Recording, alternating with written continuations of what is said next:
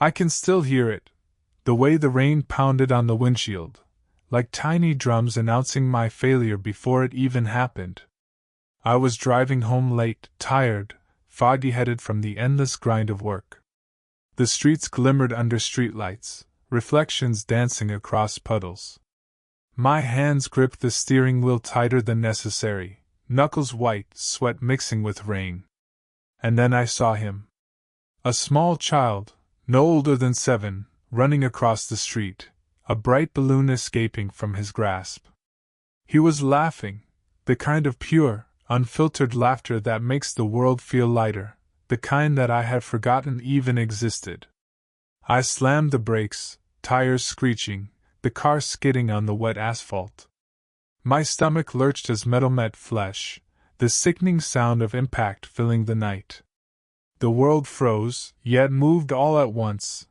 The balloon rose and twisted in the wind, the child's body crumpled, and my heartbeat echoed like a drum in my skull. I stumbled out of the car.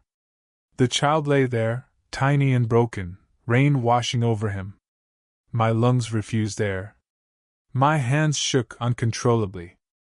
Around me, umbrellas and faces emerged from the shadows, neighbors, witnesses, their mouths open, eyes wide. And then I did the only thing I could think to do. I ran. I ran because I couldn't face the monster I had become. I ran because in that moment, I had killed innocence. I ran because fear had me in its grip. I didn't stop until the city's lights blurred into one long, jagged streak. My mind screamed at me, "Go back! Go back! Do the right thing!" But my feet refused. Cowardice had claimed me, and I let it rule. The next few hours passed in a haze. News alerts popped up on my phone, describing a tragedy, a young boy struck by a car, life lost. I couldn't look. I couldn't bear the sound of his name. And yet, I wanted to know everything. I craved it and feared it at the same time. I saw the photos. The mother, face pale and red from crying, staring at a coffin I couldn't imagine her child lying in. The father, stiff, jaw clenched, silent rage and sorrow battling in his eyes. I knew, somehow, that this was the child I had taken. Sleep refused me that night. I paced my apartment like a caged animal. Every sound, a siren, a car braking, a child's laughter, shredded my nerves. Every reflection of a child in a store window made my chest tighten. Every balloon I saw rising into the sky felt like a mocking reminder of my failure. Days turned into weeks, weeks into months. I returned to work, but nothing was the same. I saw children playing, and I could not enjoy it. I heard parents laughing with their kids, and it tore me apart inside. I began to haunt the boys' family from a distance. I watched them from shadows, never speaking. I saw them grieve at the hospital, at memorials, in quiet moments where they thought no one was watching. Each tear, each whispered prayer, each shattered smile cut deeper than any punishment the law could have given me. I tried to distract myself, work, alcohol, fleeting relationships, but the guilt followed me like a shadow. It was in the way I woke up screaming from dreams. In the way my own childless apartment felt suffocating. In the way every day reminded me of what I had taken: life, joy, innocence, love. I could not stop thinking about them, the parents. How many nights did the mother cry herself awake, clutching the pillow where her child's small hands should have been?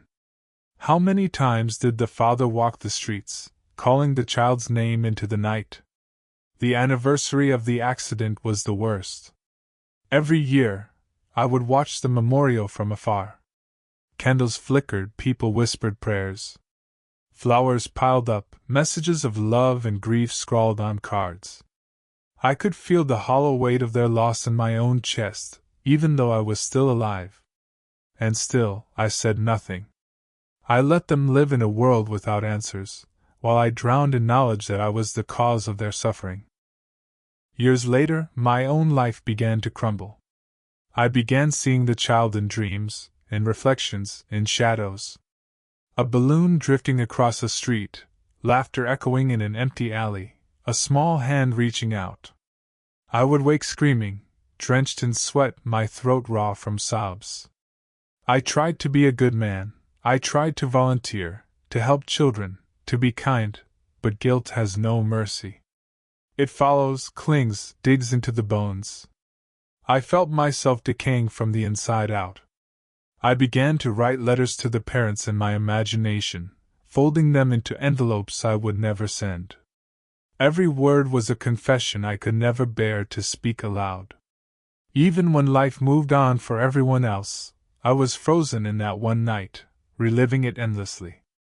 I realized I was not living, I was existing, a shadow of the man I used to be, a ghost tethered to one mistake.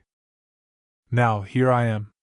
Hospital bed, machines beeping, the smell of antiseptic and death hanging in the air. I don't have long. My body is failing.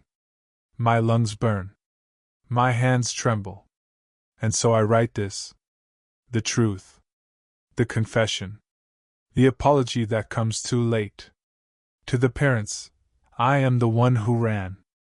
I am the one who failed your child. I did not see him in time. I panicked. I was cowardly. I loved him, though not in life, but in memory, in regret, in the endless ache in my chest. I cannot undo what I did. I cannot bring him back. I cannot restore your happiness. But I can tell you the truth, that it was me. That your loss was not fate, not chance, not God's punishment. It was my failure.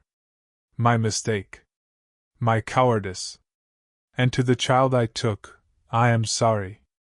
I wish I could hold you, apologize properly, shield you from the pain you never deserved.